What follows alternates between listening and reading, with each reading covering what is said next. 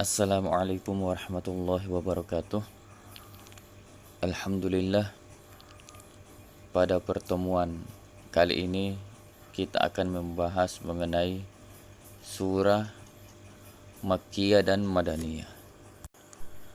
Dalam Al-Quran sering kita jumpai adanya surah Makkiyah dan Madaniyah. Lalu apa itu surah Makkiyah dan Madaniyah? Kalau kita lihat pengertian secara umum, bahwa Makkiyah diartikan berasal dari kata Mekah, sedangkan Madaniyah berasal dari Madinah. Secara harfiah, Makkiyah berarti surah atau ayat yang diturunkan di Mekah, sedangkan Madaniyah adalah surah atau ayat yang diturunkan di Madinah. Ada 3 peninjauan pemaknaan Makkiyah dan Madaniyah. Yang pertama yaitu mengenai pijakan waktu. Yang paling populer di kalangan ahli tafsir, bahkan telah menjadi kesepakatan di kalangan mereka bahwa surah atau ayat yang diturunkan sebelum hijrah adalah Makkiyah, sedangkan yang diturunkan setelah hijrah adalah Madaniyah. Dalam hal ini, tempat bukan menjadi ukuran. Misalnya surah Al-Maidah ayat 3 adalah Madaniyah meski diturunkan di Arafah di Mekah. Yang kedua, mengenai pijakan tempat. Pendapat kedua mendasarkan klasifikasinya atas Makki dan Madani. Ini berdasarkan tempat. Jika diturunkan di Mekah berarti Makkiyah, dan jika diturunkan di Madinah berarti Madaniyah. Ketika ada sejumlah ayat yang diturunkan di luar kedua tempat tadi, maka kelompok kedua ini memperluas cakupan tempatnya. Misalnya Mekah meliputi Mina, Arafah, dan Hudaybiyah. Sedangkan Madinah meliputi Badar dan Uhud. Kemudian yang ketiga, mengenai pijakan atau sasaran pembicaraan. Pendapat ini mendasarkan klasifikasinya berdasarkan seruan yang disampaikan. Jika seruan tersebut ditujukan kepada penduduk Mekah, berarti Makkiyah. Dan jika ditujukan kepada penduduk Madinah, berarti Madaniyah. Namun klasifikasi ini bermasalah jika ternyata seruan tersebut tidak ditujukan kepada salah satunya. Di sini para ulama sangat antusias untuk menyelidiki surah-surah Makkiyah dan Madaniyah.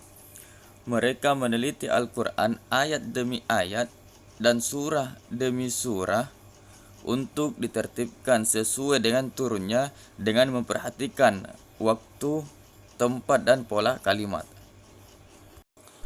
Nah, kemudian bagaimana cara mengetahui apakah ayat ini Makkiyah atau Madaniyah? Nah, cara mengetahui ayat Makkiyah dan Madaniyah adalah dengan merujuk kepada hafalan sahabat dan tabi'in.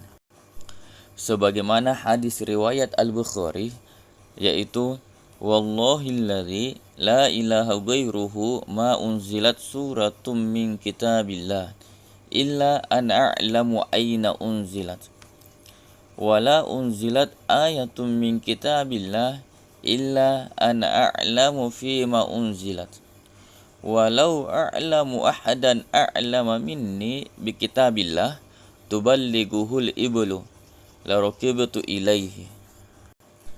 Demi Allah, zat yang tiada Tuhan selain Dia, tidak satu surah pun dari kitabullah ini yang diturunkan kecuali aku mengetahui di mana ia diturunkan, dan tidak ada satu ayat pun dari kitabullah diturunkan kecuali aku mengetahui dalam konteks apa ia diturunkan. kalau aku tahu ada orang yang lebih tahu daripada aku mengenai kitabullah yang bisa dijangkau oleh unta, pasti aku akan mengendarainya ke sana. Jadi sebenarnya masalah Makkiyah dan Madaniyah ini adalah masalah simai. Artinya, rujukan utama untuk mengetahui masalah tersebut adalah mendengarkan penuturan para sahabat. Karena mereka yang menjadi saksi hidup wahyu di mana ia diturunkan, kapan waktu diturunkan, dan peristiwa apa yang menyebabkan ayat itu turun, dan orang yang menjadi sasaran turunnya seruan Al-Quran itu. Nah, pernyataan mereka dalam hal ini dihukumi marfu atau sama dengan hadis yang dinisbatkan langsung kepada Nabi Shallallahu Alaihi Wasallam. Kemudian kita lihat di sini bagaimana ciri-ciri ayat Makkiyah dan Madaniyah. Jadi ciri-ciri surah Makkiyah, yang pertama, surah Makkiyah didominasi oleh ayat-ayat yang pendek atau pada umumnya ayatnya pendek. Kemudian yang kedua, surah Makkiyah didominasi oleh pembahasan mengenai masalah akidah. Yang ketiga, setiap surah yang di dalamnya mengandung ayat sajadah. Yang keempat, setiap surah yang di dalamnya dinyatakan lafaz kalla. Lafaz ini telah dinyatakan sebanyak 33 kali dalam 15 surah. Kemudian yang kelima, jika didahului dengan panggilan ya ayyuhan nas atau wahai manusia, atau ya bani Adam, wahai anak Adam, maka dia Makkiyah. Kemudian yang keenam, setiap surah yang diawali dengan fawatih as-suwar atau fawatis suwar, maka dia Makkiyah. Kemudian setiap surah yang mengandung kisah-kisah Nabi dan umat terdahulu, kecuali kisah Nabi Adam dan Iblis yang disebutkan dalam surah Al-Baqarah, adalah Madaniyah. Kemudian kita lihat ciri-ciri ayat Madaniyah.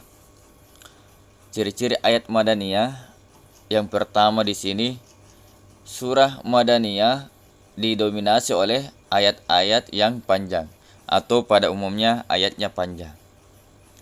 Kemudian yang kedua, surah atau Madaniyah didominasi oleh pembahasan mengenai masalah legislasi hukum, hukum ibadah, muamalah, sistem sosial, jihad, seperti hukum tawanan, ghanimah, perdamaian, perjanjian, dan genjatan senjata. Jika membahas tentang itu maka dia Madaniyah. Kemudian yang ketiga, jika didahului dengan panggilan ya ayyuhalladzina amanu, wahai orang-orang yang beriman, maka dia adalah Madaniyah, kecuali pada 7 tempat. Antara lain di sini surah Al-Baqarah ayat 21, yang kedua An-Nisa ayat 1, yang ketiga surah Al-Hujurat ayat 13, yang keempat Al-Baqarah ayat 168, yang kelima An-Nisa ayat 133, yang keenam Al-Hajj ayat 1. Pada ayat-ayat tersebut ini digunakan panggilan ya ayuhan nas, wahai manusia. Nah, kemudian yang keempat, ciri-ciri Madaniyah yaitu surah-surah yang menyebutkan orang-orang munafik, kecuali surah Al-Ankabut. Jadi kalau dia menyebutkan orang-orang munafik, maka dia Madaniyah. Kemudian yang terakhir, mengenai manfaat mengetahui apakah ini Makkiyah dan Madaniyah. Jadi di sini ada beberapa manfaat yang bisa kita dapat. Yang pertama, manfaatnya untuk dijadikan alat bantu dalam menafsirkan Al-Quran. Yang kedua, manfaatnya bisa mengetahui metode yang dilalui Al-Quran dalam ajakan atau dakwah Islam. Yang ketiga, mengetahui sejarah hidup Nabi melalui ayat-ayat Al-Quran. Yang keempat, mengetahui sejarah syariat agama serta graduasi hukum-hukumnya.